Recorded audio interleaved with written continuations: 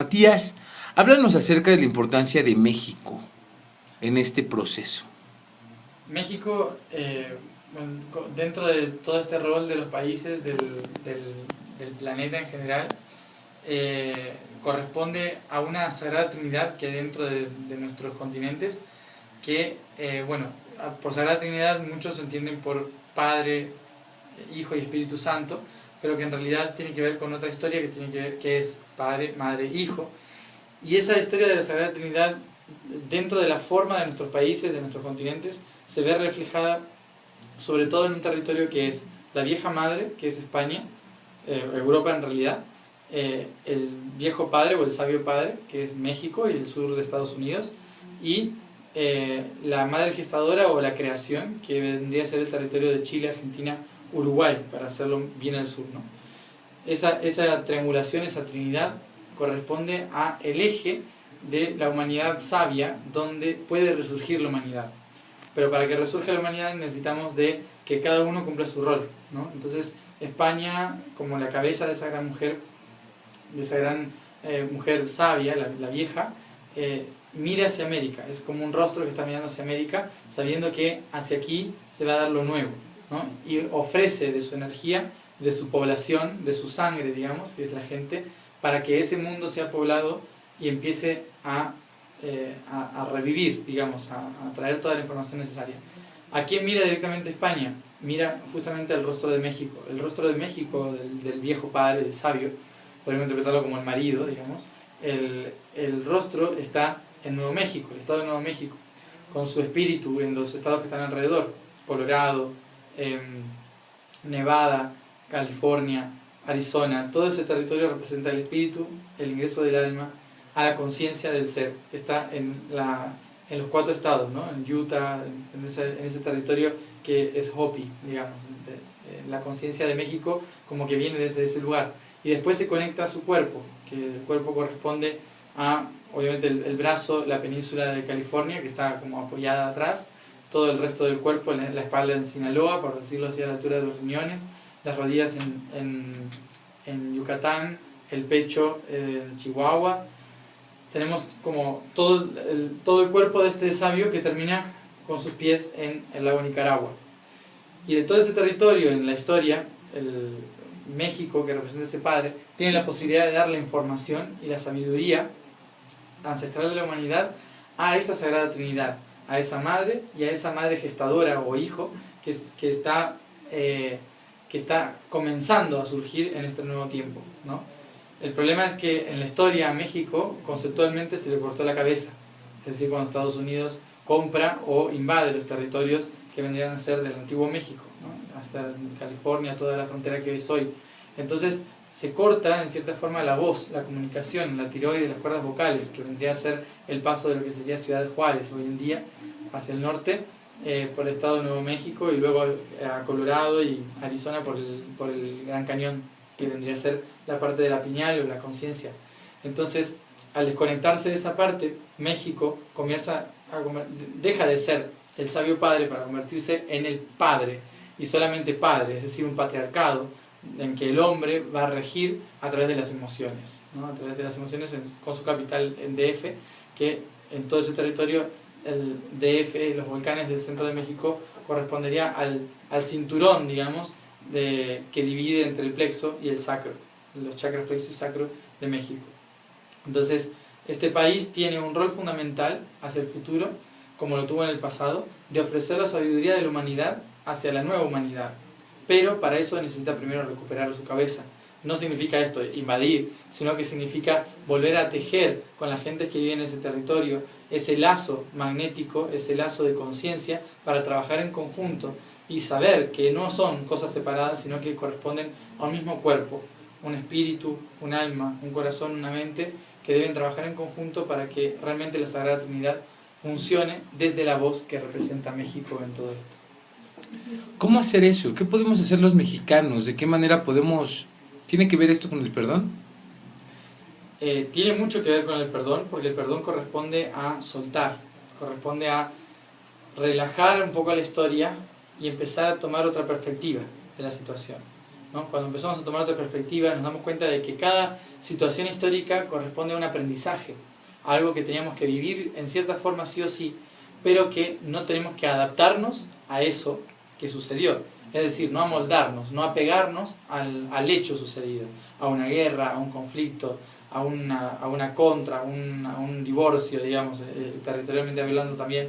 Entonces lo que tenemos que hacer en este sentido es volver a reconectar esa historia, volver a unirla a través del perdón, a través de la gratitud, porque hoy están reconociendo lo que significa, y empezar a movilizarse entre esos territorios, buscando la información del norte, aplicándola en el sur, buscándola del sur, aplicándola en el norte, empezando a sanar esa historia a través de, como decías, el perdón y la reconexión de la importancia que tiene la información que surge en cada territorio con respecto a los demás territorios.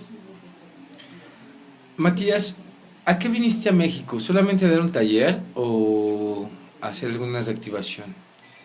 Esta vez vine solamente a dar un taller, de paso en realidad, por otros talleres que estamos haciendo, pero yo considero que el hecho de hacer un taller ya implica que estamos poniendo la intención de que la gente que hace el taller o la gente que va o que escucha esto ya empiece a trabajar.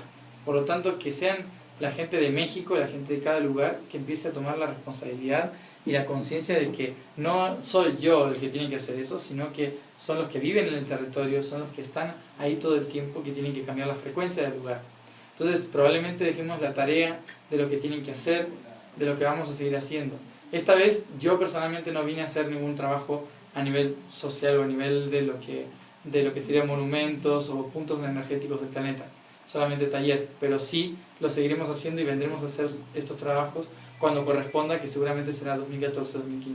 ¿Qué vieron en el 2014 y en el 2015? ¿Qué puntos hay? ¿Hay contacto 14-14-14 o puerta 14-14-14 y 15-15-15? No, hasta donde yo sé no. O sea, los portales llegan hasta el 13-13-13 y después de eso empieza un trabajo prácticamente anual en que muchos portales empiezan a abrir y hay que trabajar sobre cada portal diferente que tiene que ver con cada lugar que se está reactivando en la Tierra. Y es una tarea más hacia el exterior, hacia empezar a movilizar a la gente, a que empecemos no solo a conectar la red, sino también a empezar a co-crearla y a formar focos fijos y fuertes para que realmente se sujete la energía a través de la conciencia humana y no quede flotando en la red, digamos, ¿no? Entonces es un trabajo, el trabajo que viene tiene que ver con empezar a concretar y poner cimientos de esa conciencia que estamos movilizando desde el 2012. Hablabas de 50 años de transformación antes de que llegue el plan C. ¿Existen temporalidades o periodos de tiempo específicos donde van a suscitarse algunos aspectos que tú conozcas? Tienen que ver sobre todo con la posición astrológica. Tenemos que tener en cuenta lo que nos va diciendo los planetas en eso. Los planetas nos marcan los límites. Cuando tal planeta pase por tal constelación justo alineado con algo que está pasando en la Tierra o con otro planeta, eso marca una oleada energética que determina un momento, que determina una instancia. Hasta este punto se puede hacer tal cosa, como nos pasó con el 2012. Hasta este punto tenemos para reconectar la red, porque después hay que ya activarla y trabajar de otro punto de vista con la red. Entonces son como límites que se nos ponen y que si no los cumplimos empieza a darse todo de una forma rápida y a lo mejor no correcta para la humanidad. Para la Tierra sí, pero para la humanidad nos puede llegar a arrastrar un poco y hacer daño en algunas cosas si no cumplimos esos plazos que son estelares. No porque alguien viene y le dice tienes hasta tal punto para hacerlo, si no lo haces va todo mal, sino porque en realidad es como decir un trabajo normal. Hay que cosechar antes de que venga el otoño y después llegue el invierno porque tenemos que almacenar. Entonces tenemos un límite, que es cuando empieza el otoño y después el invierno, ¿sí? O sea, es más o menos tener en cuenta que son cosas naturales en realidad lo que nos ponen los límites. Las catedrales están construidas en América sobre todo encima de puntos que son importantes y sagrados para el magnetismo planetario y sobre todo de América. En México, la Catedral de México está construida justamente sobre Tenochtitlán. Entonces, está construida sobre templos de la ciudad antigua, que fue construida justamente por un trabajo energético, por concepción estelar y la catedral hoy en día contiene esa energía, pero no está liberada ni está consciente, ¿no? Entonces es importante que la gente lo haga consciente, vaya y le cante a las piedras. ¿Por qué cantar, digo yo? Porque siempre vamos y le cantamos a los monumentos. Porque solo la materia cambia cuando el sonido de la frecuencia cambia, ¿sí? Cuando la frecuencia del sonido. Entonces, si nosotros logramos cambiar con nuestra conciencia nuestro canto, al emitir un sonido, la palabra o un canto, a la materia también empieza a cambiar en resonancia, por simplemente frecuencia. Entonces, los monumentos, sobre todo los monumentos construidos por masones o por últimamente, o por civilizaciones antiguas, o por la iglesia, que normalmente son masones los que construyeron lo de la iglesia, están constituidos de una forma arquitectónica que tiene que ver con la resonancia, con una caja de resonancia que si se pone el sonido correcto y la intención correcta, se modifica esa intención y por lo tanto la materia, que es la catedral, empieza a ser como una especie de computadora que tiene un circuito constante que emana esa conciencia hacia todo su alrededor. Por eso mismo a nosotros el año pasado se nos pidió desde la conciencia universal que era importante trabajar sobre las catedrales, sobre todo de América, para empezar a cambiar la frecuencia y empezar a liberar la frecuencia de América del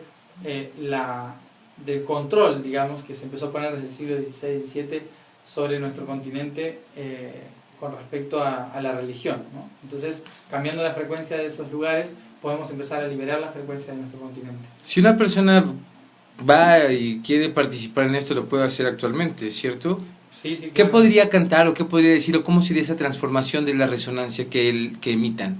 Lo importante es la intuición, usar siempre la intuición. Probablemente sea una canción común que siempre hayas escuchado y que por conciencia ahora la letra toma otro significado.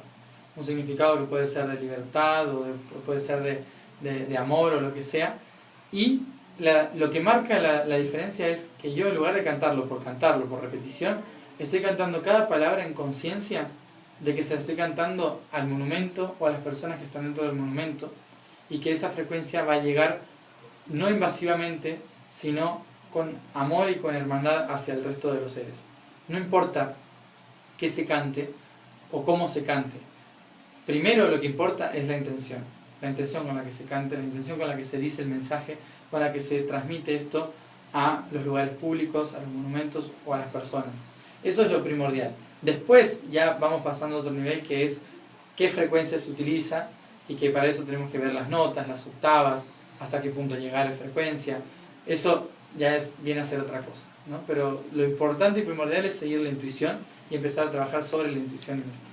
Matías, ¿por qué el planeta Tierra? ¿Cuál es la importancia del planeta Tierra para todo esto? Hablas del universo, hablas de un todo, de una información, de una transformación que obviamente al transformar el interior de la Tierra es porque afuera también está cambiando. ¿Por qué el planeta Tierra? ¿Cuál es su importancia? El planeta Tierra es importante yo creo que una razón fundamental. La Tierra, como muchos otros planetas, es un planeta donde hay mucha vida, donde hay mucho desarrollo evolutivo, y como cualquier otro planeta que podamos llegar a visitar en nuestra galaxia. Pero la Tierra, como otros 3 o 4 planetas alrededor de nuestro sistema galáctico, tiene algo que es importante y muy fundamental. Y es que estamos ubicados dentro de la galaxia en un punto magnético donde la red que conecta todos los soles atraviesa justamente por aquí. Y como la red atraviesa en estos puntos, de repente hay como una gran telaraña, ¿no? en la galaxia, en que la Tierra está puesta justo en un lugar donde convergen muchas redes. Y por lo tanto, cualquier cosa que se mueva o pase en la Tierra afecta a todos los que están conectados a esa red, cosa que en otros planetas no pasa. Entonces, ¿por qué la Tierra? Porque justamente la Tierra está en el centro de uno de esos nodos galácticos. Y como está en uno de esos nodos, la energía de muchos otros planetas depende de la Tierra para evolucionar.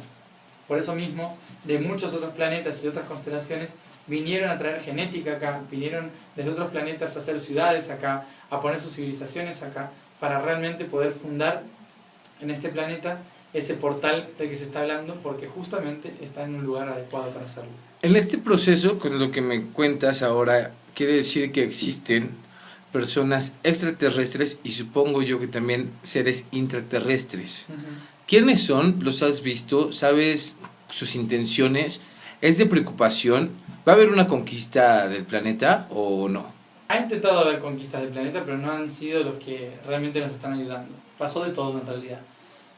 Cuando, imagínate, como te dije antes, que nosotros tenemos una red en el planeta, en la galaxia, perdón, y la Tierra se empieza a mover en un punto donde hay muchas líneas, ¿no? Donde se convergen muchas líneas.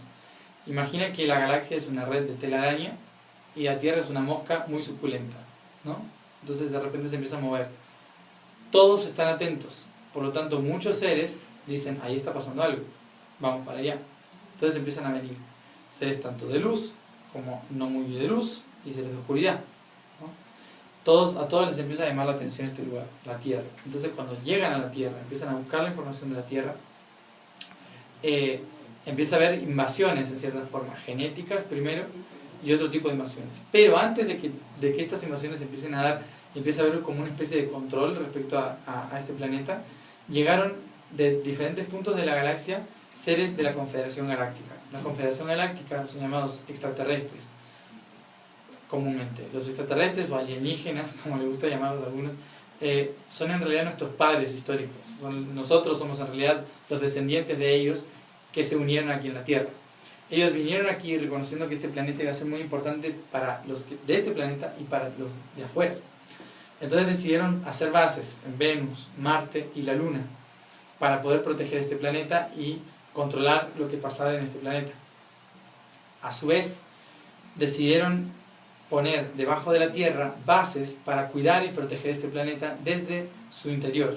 Esas son las bases intraterrenas.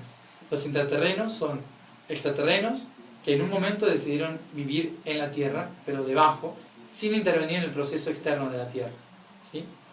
Están ellos debajo, los otros por encima, nosotros, y los otros que están custodiando por afuera. Eso funciona más o menos así.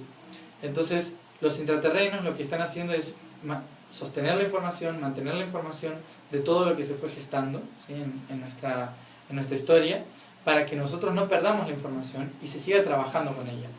Lo que sí sucedió es que hubo muchas invasiones de otros extraterrestres que estuvieron intentando convertirnos a nosotros en esclavos, en usar nuestra genética, nuestros úteros para poder reproducirse, nuestra energía corporal, bueno, usaron muchas cosas.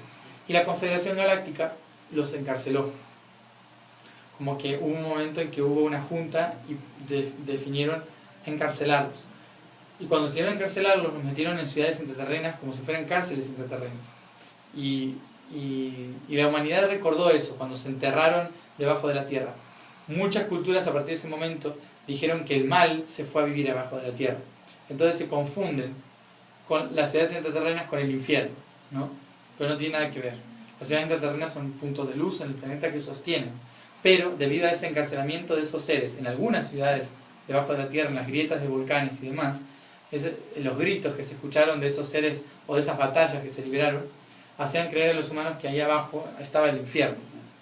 Entonces hubo una creencia de que debajo de la tierra estaba el mal y que por encima estaba el bien, pero en realidad están en los dos lados. Las ciudades intraterrenas colaboran con nosotros en el proceso de la tierra y las extraterrenas con el proceso de la tierra hacia afuera. Oye, este proceso que estamos viviendo los humanos, también lo están viviendo entonces a nivel intraterrenal y extraterrestre. Sí. ¿Y por qué los humanos somos tan importantes y protagónicos en este proceso? Porque los extraterrenos y los intraterrenos, cada uno vive en sus experiencias como entidades, como seres, dentro de la galaxia. Cada uno tiene su historia, su responsabilidad, pero no se mezclaron entre sí demasiado. Cuando surge la Tierra y la posibilidad de surgir en la Tierra, todas esas genéticas diferentes vinieron al planeta y se mezclaron. Es decir, que los humanos somos la mezcla de muchas de las razas y de muchas de las informaciones que había por todos lados en todo el sistema galáctico. ¿Qué implica ese cambio, esa transformación galáctica dentro del cuerpo humano? Que debido a todo lo que nosotros hacemos, o sea, nuestro cuerpo, nuestro espíritu, nuestro ser humano, tiene la capacidad de transmutar en una sola vida la historia de muchas razas, ¿sí? Entonces ellos nos cuidan a nosotros porque somos álmicamente y extraterrestremente, digamos, ¿no? Somos como una especie de unión de todos ellos. Somos una especie de fortaleza, de poder que nosotros, dentro de nosotros, en nuestro interior, yace la respuesta a que ellos también puedan integrarse en la galaxia. Por eso mismo somos muy importantes. Oye, y... Perdón.